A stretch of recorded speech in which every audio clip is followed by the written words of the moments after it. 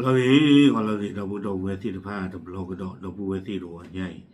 Ye kini tak so kikat kala Daily News Online. Kau lalu dah terthoi cibat tak so kai. Kau lalu dah pukul pula. Aku tahu ni tu dah le Israel ถล่มศูนย์ปิโตรเคมีใหญ่ที่สุดในอิหร่านโวทำลายฐานผลิตเหล็กทำอาวุธเอาไว้นี่ไม่ตักสอคู่ต่อเทวดาเลยอิสราเอลเลยขาหาวัวกุยเวดาอิหร่านอัตลอตต่อก็เวดาเลยปิโตรเคมีดูกัตเตอร์เลยอิหร่านก็หรอโดเทวดาตลอดต่อนี้มีตลอดหรือกว่าตีเท่าเวดาท่าหรือกว่าเกิดตีตาสุกเวอาวัวที่หนอตาก็ซ้อนนี่เด้อกว่าเราได้เพชรตาตัวหัวใหญ่หรอเพนหนุ่ยลุยที่ตัวกี่ชื่อ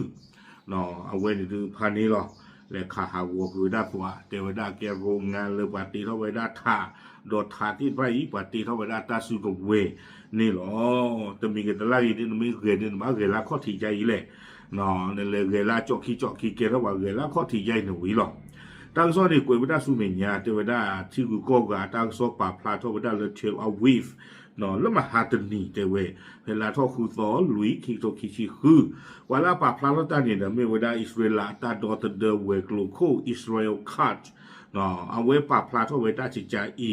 เทวกองทัพอิสราเอลดำเนินการโจมตีอย่างทรงพลังและหนักหน่วงต่อโรงงานปิโตรเคมีที่ใหญ่ที่สุดของอิหร่านเอาไว้ป่าพลาทเวดาเตเวกใครเพ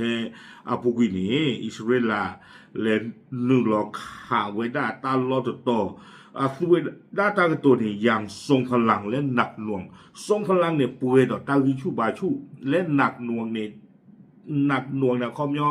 หนักต่อลึกอีจาได้หมอป่วยต่อตาวิชูบาชูโดนหนักกลีโดเวดาโรงงานตะโตก็เวดาเลยปิโตรเคมีและอันดูกัตเตอร์เลยอิหร่านอโกเตเววิโรนี่เดเตเวดาตาลอตตัวเนี่ยโอ้สู้เราเวดาซาเลเวอาซาลูเยโอเวดาเลยอิหร่านอโกก็เชิญละตะกปะเนาะเตเวดาเลยโดยโรงงานแห่งนี้รับผิดชอบการผลิตปิโตรเคมีของอิหร่านมากถึง 50%เทวดาเลยตั้งรถต่ออีกหมอเอาไว้ตีเท่าไว้ได้ปิโตรเคมีและอิหร่านอากอนี้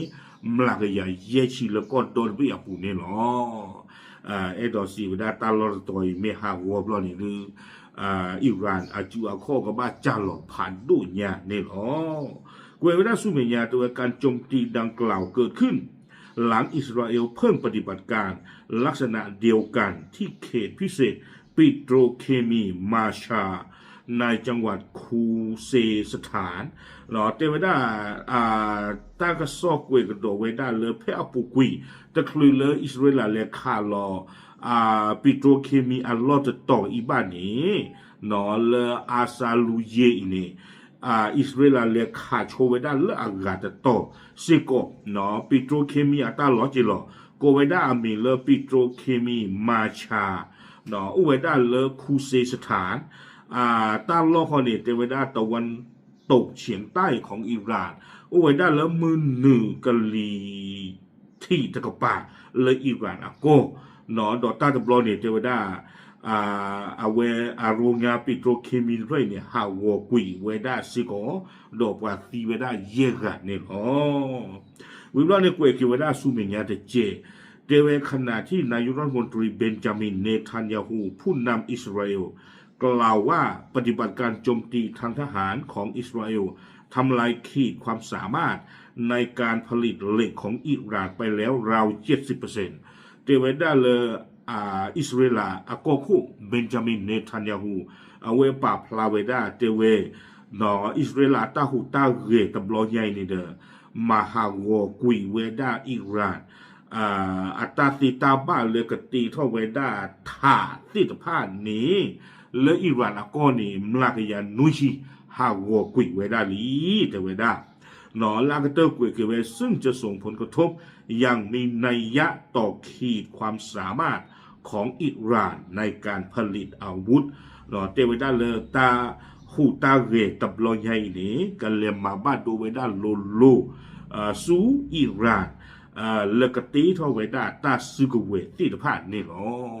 บ้านดูบ้านที่ลุหรอดออิหร่านและอากติเท่าไว้ได้ตาสุกเวคอปโลเลอัตาล็อกขี้ต่อยบ้าตามมาหาวัวกุยอัตาเลยอิสราเอลนี่หรอตากระซ้อนนี่กวนเราไว้ได้ตื่นเพลนี่หรอโอเคแต่มีแต่ลากอีได้ที่ชมตาบ้ามาก็ย่อหรอตาอิหร่านก่อนไปได้แต่ต้องไม่เทต่อเลยจีนยาตายกว่าเลยต้องไม่เทต่อเลยสิงคโปร์ต้องไม่อีเปงเว้ยก็ผ่านดูผ่านเลนไม่อย่างจีนอาคุณแต่ตอนนี้ที่ชมตากลัวคลีแล้วนั่งเลนรู้หรอที่นั่งบ้านรู้หรอเปิดจีเปิดของหรอนักว่าอิสราเอลเลนรู้หรอเวกาสันว่าแต่อีเปงเว้ยตะเกียบพ้นตะเกียอ้าวป้า